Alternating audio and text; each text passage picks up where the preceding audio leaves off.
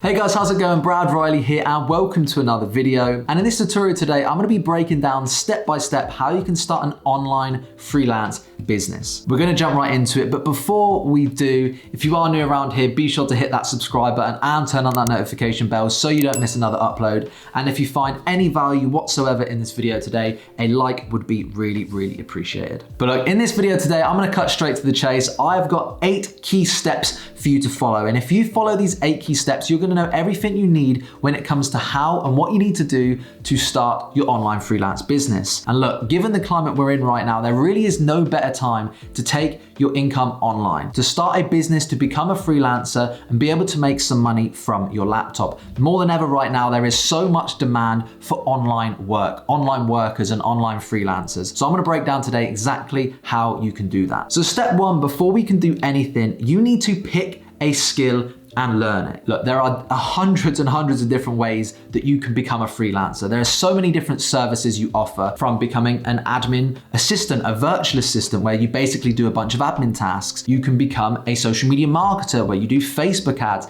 LinkedIn ads. You can become a Google advertiser. You can be a writer. You can be a graphic designer, video editor. But ultimately, initially, it comes down to learning a skill. If you already have a skill right now, if you already have a job as a writer, maybe the best transition for you to make initially is to become a freelance writer. If you're naturally more creative, you like photography, video editing, design, maybe going down the creative route. If you're in a social media management position in a company right now, maybe you'll become a social media manager. And look, if you're not in any of those jobs, pick something that you are interested in that closely aligns to your hobbies, your interests, something that you have a bit of passion for. Learn a skill and go all in. Now, what I will say, which is very important here, if you try to chase too many rabbits, especially in the beginning, you will catch none. So pick one skill, one service, and learn as much as you can. You can use YouTube, you can buy courses. Udemy, again, is a really great place for this, but pick a skill and learn as much as possible. That is the first key step. Now, the second thing you need to do is once you've picked your skill, you need to go ahead and create your freelance accounts on freelance websites. Look, there are dozens. You've got freelancer.com, upwork.com, fiverr.com, PeoplePerHour, Guru. There are literally a ton of different websites. If I'm being 100% honest with you though, the best place for you to start is going to be Upwork and PeoplePerHour. And depending, especially if it's like a creative service, then fiverr.com is also a really good place. But to be completely honest with you, in my opinion, the best two are upwork.com and peopleperhour.com. And to be honest, they're pretty self-explanatory, so I'm not gonna go through that in this video. But if you are interested in learning a bunch more on these freelance websites and how you can get clients after this video, I highly recommend you check out the links in the description. I've got videos that go through PeoplePerHour, Upwork, and Guru.com and a bunch of other freelance websites which you can check out, but I recommend you do that after watching this video. So the third step then is to build your profile on these freelance websites. And what you want to do, basically the skill that you've learned, the service that you want to offer, you want to build your profiles around that skill. So look, if you're deciding to be a video editor, what you want to do is position your profiles on these freelance websites as a video editor. And the best thing you can do here, honestly, the real best thing, even if you don't have that much experience, is to model success. So a real great little hack and a little tip for you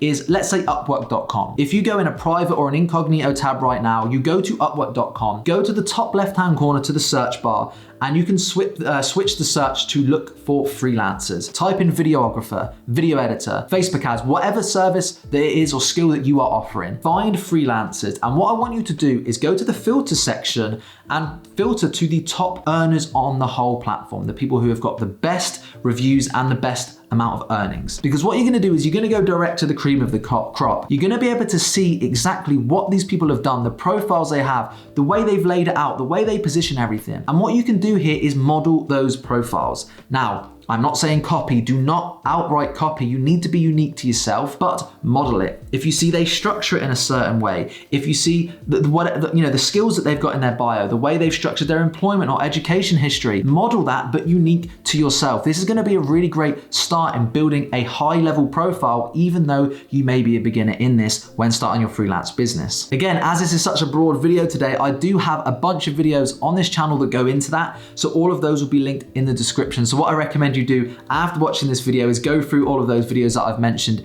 in order in the description, just so you can get a real good idea and we can go in more detail about it, because else this video would be like a 4-hour video. So the fourth thing you then want to do is craft your cover letter or outreach message. So look, you've decided on your skill, you've set up your accounts, you've built your profile. Now you need to craft the message that you send to people on those platforms. Now this is what's called an outreach message or a cover letter. Now, very simply, what this is, it's basically just like an application message. And on these freelance websites, you want to be going through essentially, hey, I noticed you're looking through XYZ. I offer this, these are the services I offer, would love to work together, thanks John. And obviously you can bulk it out with a bunch more stuff. As you get experience, you want to throw testimonials, results, and all those things in there. But initially when you're first starting out, there is a very key structure that you want to use in your cover letter to help you get clients. And in the description down below, I've got a video on this whole topic. So I recommend you watch that. I break down the 7 key steps that I use to build the perfect cover letter. So again, I highly recommend you go and watch that.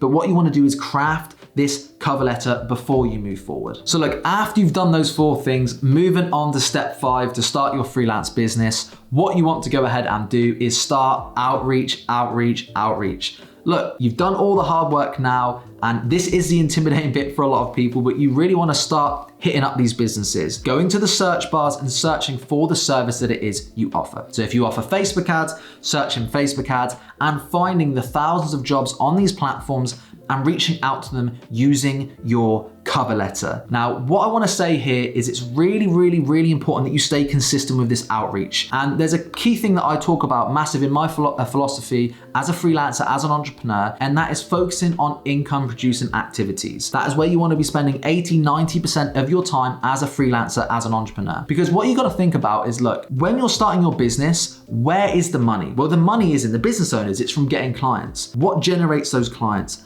Doing outreach. So that is where you want to be spending most of your time, especially when you get started. So go through 10, 15, 20, 30, 40, 50 a day. Honestly, do as much outreach as possible, because the more outreach that you do, simply put, the more money you're going to make and the more chances you have of actually landing clients. Let's not forget, the chances are you're a beginner right now because you're learning how to start your freelance business. What that means is, look, you probably don't have the most established profiles right now. That will come over time. So you may have to win in the volume game, okay? You may have to win in volume. Be dedicated, focused, remove all distractions and focus on outreach. 20, 30 a day consistently across the month adds up. Think about it. If you do 30 outreach a day to business owners, across a month, that is like 90 to 1,000 outreach. If you get a 10% response rate off of that, 100 responses, do you think you can land just a handful of clients? I think the chances are that's very, very likely on freelance websites, especially considering they're interested and actively looking for the service that it is you're offering. So the 6th step from this, you've started outreach and you're probably starting to get some responses now. What do you do? Well, you want to respond in a timely manner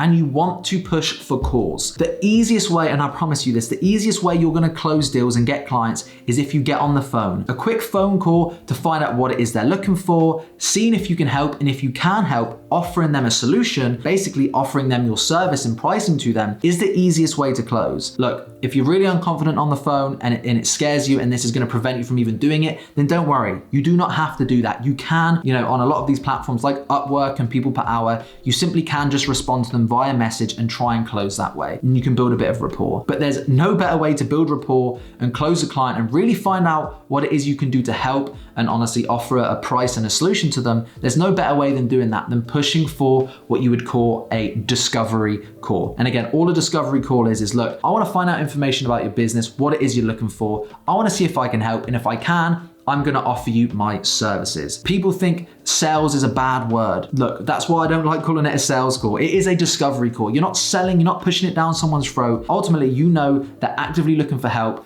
and you're just finding out information to see if you're the right person for the job. And if you are, you can offer them your services and price to them on a call. And you're going to notice a much better success rate when it comes to closing clients for your freelance business if you do this. Okay, so the 7th thing here, which is really, really important, is I want you to track all of these numbers. I want you to track how much outreach you're doing. I want to track how many responses you're getting. And I want you to track how many meetings you're setting and how many deals you are closing. Because then what you will do, and it takes you literally a few minutes every single day to write these figures down. At the end of the month, at the end of the week, you're going to start noticing trends. You might notice that you're getting doing a bunch of outreach, you're getting loads of replies, you're getting a few meetings, and you're not closing any deals. And what you'll be able to notice is discrepancies. You'll be able to notice bottlenecks and issues. Okay, if I'm noticing all these are good up until the meeting and then I'm closing no deals, well, you probably need to work on how you present yourself and your skills in the meeting. If you're noticing you're doing loads of outreach and getting no responses, well, you may need to work on your freelance profile, your cover letter, your photo needs to look professional. You need to look on the front end. If you're noticing you're then getting lots of clients